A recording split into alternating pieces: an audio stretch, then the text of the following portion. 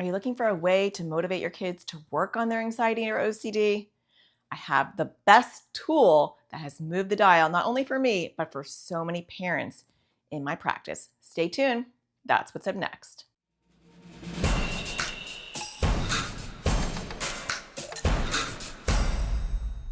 The number one reason why kids do not make progress with anxiety or OCD is because of motivation.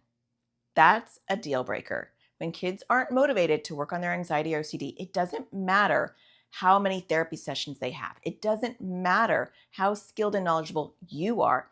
It doesn't matter what you tell them to do to crush their anxiety or OCD if they are not willing to do it. And that makes sense because really, we're asking them to do something that's incredibly scary. And sometimes it's hard for us to see as parents. But if I asked you, do you want to go swimming with sharks? Most of you, some of you probably would, but most of you would say, absolutely not Natasha. That's really scary. If you asked me, do you want to go swimming with sharks? And I'm like, no. And you're like, well, we're going to put you in a cage and the sharks won't be able to bite you. I'd still be like, absolutely not. It's not happening. It's a pretty core fear of mine. But if you're like, Natasha, we'll give you $2 million. Then I might say, okay, talk to me. Talk to me about this. Is it really safe? Am I not going to get bitten? And I use that kind of as a funny example of how our kids do feel, though. That's how scary it feels to face their anxiety or OCD. So a big part of moving the dial and motivating kids is what I like to call bravery points, incentivizing them, creating an incentive plan. And a lot of times parents are like, Natasha, I don't even know where to start. Incentive plans, I don't want to make charts and stickers and jars with coins in them. It's too much. And trust me, I agree. I am just not one of those chart making parents. And that is why when my own kids started really struggling with anxiety and OCD, I was like, there's got to be a better way to do this. I'm not doing the charts. I'm not doing the stickers, but I know they need encouragement. And my kids love technology and they have technology. They have iPads. And so I found a chore app that I was able to adapt and make it an exposure app. And it's such a simple app, but it moved the dial. And it moved the dial so much in my family that I was like, I need to share this with the families that come into my practice. So I started sharing it with them. I said, I don't know, I'm adapting this chore app and it's really easy and it's really changed the motivation for my kids. Let's talk about you maybe trying it as well. And it blew them away and it really impacted their ability to easily incorporate exposures and challenges into their lives. And so when I created the AT parenting community, I started teaching parents globally online in my community, use this app, adapt this privilege app. And it's super easy. You don't have to make charts and stickers, but it really moves the dial. So we don't have to get complicated. It is so complicated already with anxiety and OCD that we do not need one little thing to complicate our lives. And that is why I love this chore app. So let me walk you through it. It's super simple. You're going to see that and you're going to know exactly how to use it with your kids. So let's jump into the app. So you can go to the App Store and you can download it here. And then you're going to create a family. We're just going to create any name. It'll be the Daniels family. And then when you get here, this will be your name. And hit next. So to get started, we are going to adapt this. Let's hit next. So you want to download this on each child's device, if they have a device, so that they can monitor their own points and see how they're doing. And then you want to add your child. We're just going to do some generic kids' names. We're going to talk about the free features. So we're not going to do task reminders because that costs money. Or doing that, we're not going to do that. Screen time, that's not even part of what we're doing. So then you're going to create accounts for each child that you want to include in privilege points. So we're just going to make up a fake name. So we're going to add John. And then you can have a photo of him. I did that with my kids.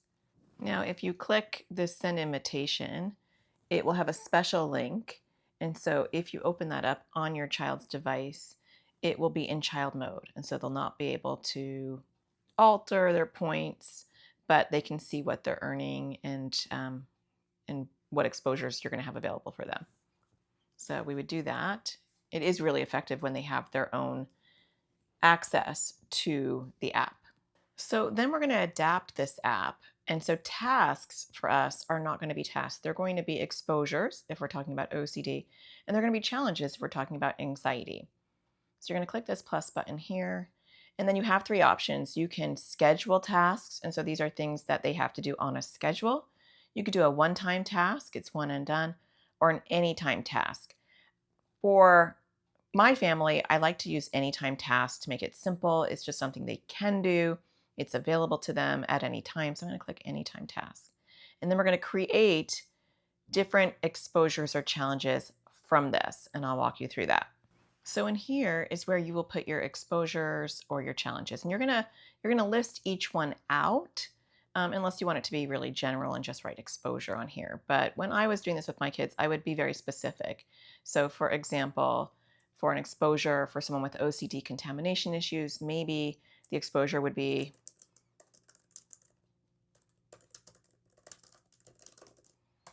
I'm going to touch the red cup without washing hands, and then I'm going to give it a point value. And so this is something that you'll decide on your own, how many points each thing will be worth. And then we're going to talk about how to set up spending and earning. And so this will be dependent on how you want it to look, but maybe I'll give it, it's extra hard. Maybe I'll give it 3 points. And then I might write a description down here of like what this entails. And then I don't want a checklist or photo finish or a deadline. I want it to be able to be repeated continually.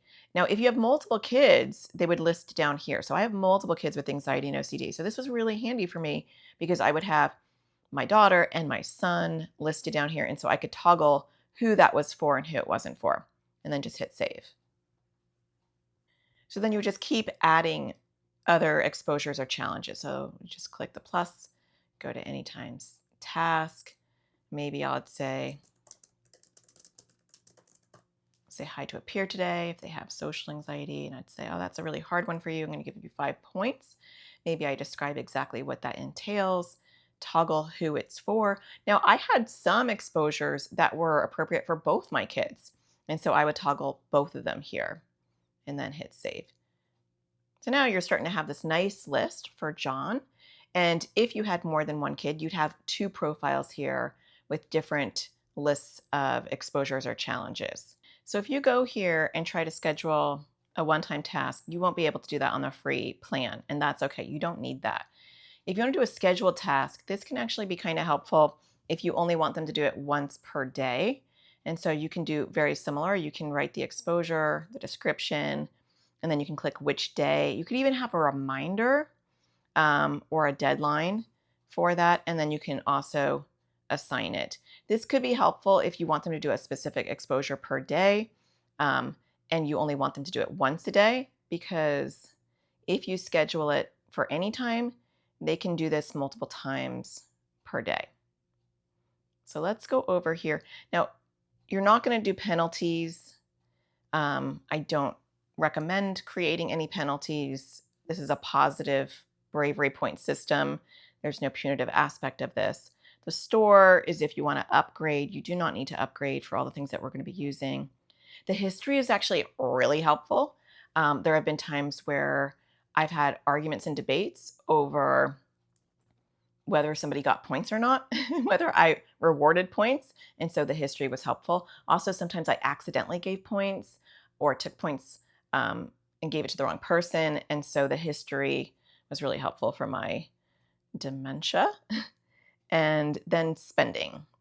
And so this is like their store. This is how they're going to trade in their bravery points. I like to call them bravery points instead of privilege points, because these aren't privileges. We're creating a bravery system. So hit the plus button and privilege name. And so we might be like Robux, and it's going to cost you maybe 10 points, and maybe they can earn $5 in Robux.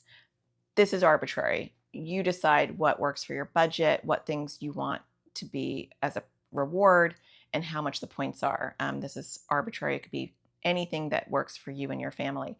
It doesn't even have to be something that will cost you money. It might be movie night with popcorn. Oops.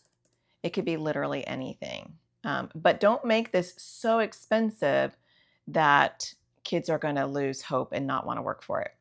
You can have a time limit. I do not recommend that. They can request it anytime. And then you can toggle this on and off, because there might be like Robux. You might not want that for one of your kids, but you want it for the other. And so you can toggle this off for who it is for. And then just hit save. And now, and you can just keep adding them. Just plus, add another, add another. I think a menu of at least 5 to 10 is really helpful.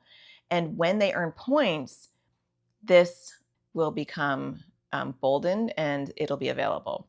And so kids can clearly see what they can earn and what they can cash in based on how many points they have.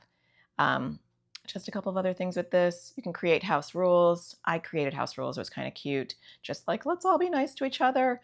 And they can all see that on their app. And that is it. It's actually a very simplistic app. But the nice thing is when I reward my child points on my end, they will get a notification on their end and like a little celebration on their app, which I think is really helpful for that motivation and for that encouragement that they see this on their own device if they have one. Now, they can't reward themselves this. So maybe they come back to me and they say, Mom, I had a great day at school and I was able to do my challenge today. And I said hi to somebody at school. Now, sometimes when we're creating challenges where we are not privy to seeing them do it, we're kind of on the honor system. I do like to set up exposures where I can see this happening. And certainly with anxiety stuff, it might be that you were able to go to school today, or you were able to stay the whole day at school, things that you can actually quantify and see. But sometimes there's things that we want our kids to do, and we're not going to be able to really babysit it and make sure they did it, and it's on the honor system. But they cannot award themselves any points. And so I would go here and I'd say, oh my gosh, I saw you touch the red cup. And then I'm going to accept this. And now, boom, John's got 3 points. Oh, and you said hi to a peer today. That's awesome. Now, if he goes to spending, he still can't buy anything because he doesn't have 10 points. You want to have a nice selection of things that are going from least expensive to expensive so that they look here and there's always something that they can cash in so that they feel motivated. We use this app. My kids now are 13, 15, and 21, and you can really use this app for any age. The incentives and the privileges that they're earning can be things like extra time on technology or a Starbucks gift card or a Xbox game card. It doesn't have to be babyish. And so this can transfer to any age. My kids really used this for a long period of time. And what they loved about it is they knew it was like a bank account. They could go in there, they'd see exactly how many points they have. They would say, oh, I really want to earn this. And I'd say, okay, well, you need to do another exposure then. And the trick was they were not able to earn points for chores. They were not able to earn points for anything outside of anxiety and OCD work in this app. And that was designed on purpose because if they were able to go and do a chore versus work on anxiety and OCD, my kids would pick the chore any day because anxiety and OCD was much harder.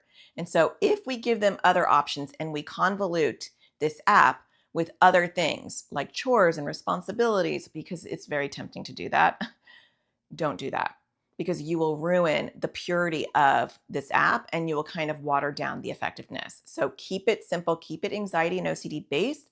For a lot of kids who are really having acute anxiety and OCD, I throw all the other stuff out and I focus mainly on their mental health and really getting them up to speed in doing these exposures and challenges to really solidify those skills. And don't let them earn anything or don't give them anything without going back to saying, how many points do you have? And that's what would happen at my house. My kids would say, oh, I really want that Lego set. And I'll say, how many points do you have? And I'll say, well, you can spend your points on that. And it became kind of part of our family culture that if they wanted something that they didn't need, that I didn't need to provide, they would have to use their points for it. So I hope that you find this helpful. I hope that it starts to move the dial in your house. And don't forget to find the sparkle in everything you do. Subscribe, hit the bell so you get notified because I'll be making a new video next Wednesday.